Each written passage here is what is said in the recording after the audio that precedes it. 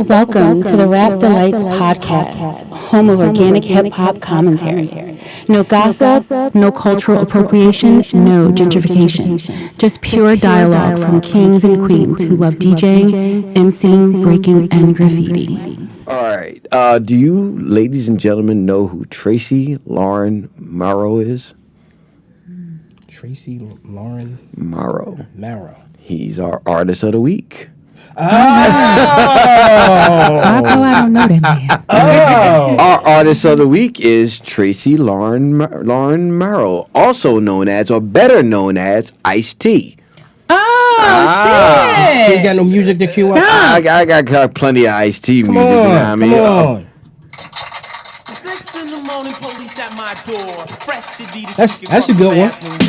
Out my back window, take my escape. Didn't even get a chance to grab my old tape. Man with no music, happy 'cause free. And the streets to a player is the place to be. Y'all don't know nothing about that shit right there. Come out of here. All right, Ice-T, rapper, songwriter, actor, record producer, author, began his career in the 1980s, signed to Sire Records in 1987, released his debut album, Ron Pays. Second album, what's that? Joe, ganging up? This is the second album to carry the explicit lyrics content sticker. First one was Lottie Dottie by Slick Rick. And First one? Really? Lottie Dottie? the first after Slick Rick's Lottie Dottie was the first one, and That's funny. then it was his. Following year, he started his own record label, Rhyme Syndicate Records, named after his collective crew, Rhyme Syndicate. He released albums such as Rhyme Pays, Power, 1988, The Iceberg, Freedom of Speech, Just Watch What You Say, 1987. I have that one. Mm-hmm. You have OG, Original Gangster, 1991, Home Invasion, 1993, Ice-T, 5, Return of the Real, 1996, The Seventh Deadly Sins, 1999, and Gangster Rap, 2006. He also co-founded the heavy metal band Body Count, which had the controversial song Cop Killer. You know what I mean? Cop Killer! CSK1, did you fuck with Ice-T? I fucked with not all the time. Nah. I mean, I'm be honest, because just in terms of being educated, but to answer your question, I fucked with Ice-T heavy. Ice-T was very important to me at an early, a prominent age, from early years of learning what hip hop was. So, I mean, you judge. Coming home and going to school back and forth. Right, that record store, Samson's, which was on the corner of 52nd and Sampson. That was like, it was a field trip every fucking day. I would go in that record store and spend time. Speed of life. And seeing over broken glass. It's like seeing Ice-T on the album cover for Power. It was like, because he didn't look like Deaf Beat. Was visual. Everything was visual until like going to a school that was located on 52nd Street called the West Philadelphia Youth Counseling Center. I spent a stint in that school, and there was people from all over the city. The West Philadelphia Youth Counseling Center was like a way station for juvenile. So anyway, brother that went to the school, Jerome, he had the tape, and he swore by it. This is the power tape. The power tape. This is the one with the double back. Double side. The double side with them having they had the those was awesome to look at. Shout out to Darlene. Yeah, shout out to Darlene. It was awesome to look at. I wasn't inclined to listen to it until Jerome had it, and he said, "Here." I took it home, and it's a conceptual album, and I was spitting. Yeah. I was like, "Wow." His genius came through on that album, he just showed and proved that the imagery of the guns wasn't glorifying. He was basically using it as a catalyst to basically tear down the gangster mind or the lifestyle. It's brilliant. It's genius. Kia Sabrina, did you fuck with Ice-T? I fucked with Ice-T the long way. I could say a lot of things about Ice-T, but I love that he just solidified what you didn't what you didn't, when you saw him, you didn't think gangster rap, right? Did not think gangster rap. I also did not know he was from New Jersey. I assumed that he was from L.A. Oh, So the fact that he was from Newark, New Jersey, I don't know why and that then moved to L.A. and like he was like on some Even the moniker Gangsta Rap was coming online at the time. It didn't it wasn't a label at the time.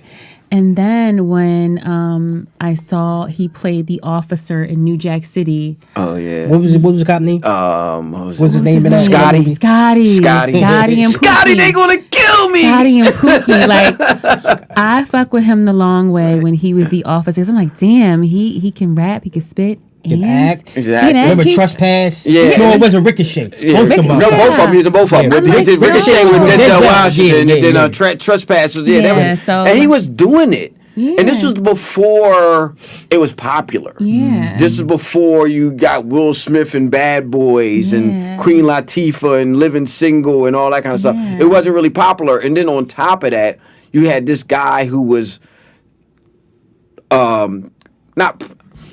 it wasn't big on cops. Right. Playing the idea of an Ice-T and Ice-T cops. playing a cop. They're not strong bedfellows. Yeah. So, but it was dope to see him making them transitions and doing big things. And I love New Jack City. That's one of my favorite movies. New Jack City was man. And you know something, like it was so important to me, like even at that time, the album cover that he had of a drawing with a gang member with a hat to the side, with the gun on either side, and a shotgun in the mouth. That was his album cover. That was the one after. That was a Home Invasion. Home Invasion. Yeah, that was the iceberg. Freedom of speech. Just watch what you say. Right. Yeah, that was a very, very pivotal time, just in terms of 89. 89, because just in terms of positive rap or rap that was really steeped in with important messaging. I actually drew that, and I was so upset, that I forgot to bring it here so I can show our viewers and you too, But maybe you can bring it. You could put it up on the wall.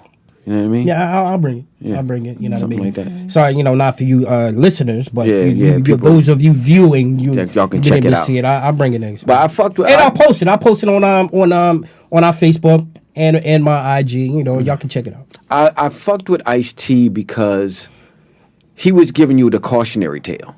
You know what I mean? He wasn't saying, even though he was talking, and shout out to Schoolie D, you know what I mean, for being an influence on a lot of stuff that he was doing over there on the West Coast and everything. But he wasn't glorifying that life. He was telling you the tale, and he was like, yo, you know what I mean? You don't want to get fucked up in this, you know what I mean? Because at the end of every video, it was whoever was the crook or whatever like that lost. You know what I mean? Every time. You know what I mean? It was never a winning thing. It was never a winning situation because there wasn't, in his mind, in Ice-T's mind, there wasn't no win. So, you know what I mean? I love the fact that he was making these records that were cautionary tales and saying, yo, you know what I mean?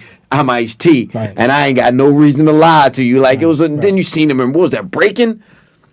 Yeah.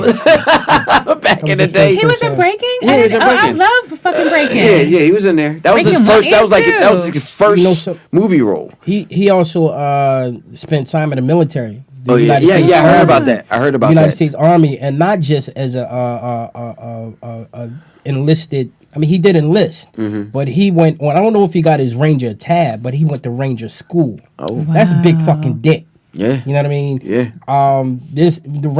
A Ranger is one of the highest echelon or the highest rungs of United States military. And he fucking did that. That's crazy. That's crazy. So shout out to fucking Ice-T. Shout out to Ice-T. Let me get some more. We got some. Remember what was this shit? Yeah. Yes. Ooh, remember that in the party? You be in the party. Yo, they used to play this shit. You know what I mean? You share Ice-T shit in the parties. Absolutely. This is the shit. I used to bang. This is one of the joints I got the soundtrack on the what was Hustler. that? The when you get it from what is that? The Columbia House. Yeah, I got that on. They had that soundtrack on there. I owe Columbia House a big time. Somebody fucking click me for my New Jack City soundtrack, man. Yeah. Oh my God, I be knowing. I be knowing who. I don't forget. Yeah, motherfuckers got you. Got him. niggas, know what I mean? Matter of fact, it was Mel. Your fucking killer tape. Mel got my Banks. Mel, yeah. Yeah, you got your killer tape. Oh man, do we got anything else? Anything else to say? Oh yeah, I would be remiss. We would be remiss as a crew, as a movement, or as individuals to not acknowledge the passing of two of our greatest influences in two actresses who just recently passed away. Oh yeah. Jeanette Dubois, who's most notable as character as a Walona on a Good Times. She's recently passed away, and prior to that, Paula Kelly, sister Paula Kelly, who acted in a lot of the films of the era. One notable role that comes to mind right off the top of my head is she would play the character in The Spook Who Sat by the Door. Okay. So we travel in peace because there's no rest after life. It's continuance. So. Kia Sabrina, you got anything to shout out to people? Like, let's give you a shout out for completing your first fucking pod. Hey, my pod cherry is bust. You know what I mean? You can listen. Open. That was my next question. So how was it cherryage? How was the bustage? Well, it's better than my first cherry bust. Oh my god. But it was great. Like, I literally feel like I just was sitting and talking to you guys like we normally do. So it was great. I got great company. Ty and Var, we go way back. Up top. I appreciate you guys giving me the opportunity to. You can come back through. You can come back through, and everybody. We're gonna have the whole crew here. You know what I mean? We can all sit down and bust it up and drink brandies. Yeah. You know what I mean? I ain't got. Shout out to you though. Thank you. Shout out to Kia Sabrina. You can check her out on Instagram. Watch all of her model shoots and shit like that. It's not. I'm socially awkward. People don't know. I'm but you ain't social media awkward. I'm socially awkward. But you ain't social media awkward. I'm shy. Though. Not social media. I am. I struggle so hard with the content. That is not who I am. Stop it. Stop it. Who I am. You lying motherfucker. You. Oh my god. Stop it. I am not that. I just struggle with social media content. It's difficult. Let's get out of here. I'm an auntie for real. She's telling stuff. Where's the buzzer? Okay, we're gonna catch y'all next round. Make sure y'all check us out on Facebook, check us out on YouTube, check us out on Spotify, check us out on iHeartRadio. Everybody streaming, we love y'all. We want to shout out to Chrissy Mack, Miss Smith. Shout out to my brother Sam right there. Shout out to Cool Kim. Shout out to Daddy Ostet. Shout out to Kia Sabrina. Shout out to TSK1. Shout out to myself. Hey. You know what I mean? Yeah, shout out to Vigor Back. Shout out to myself.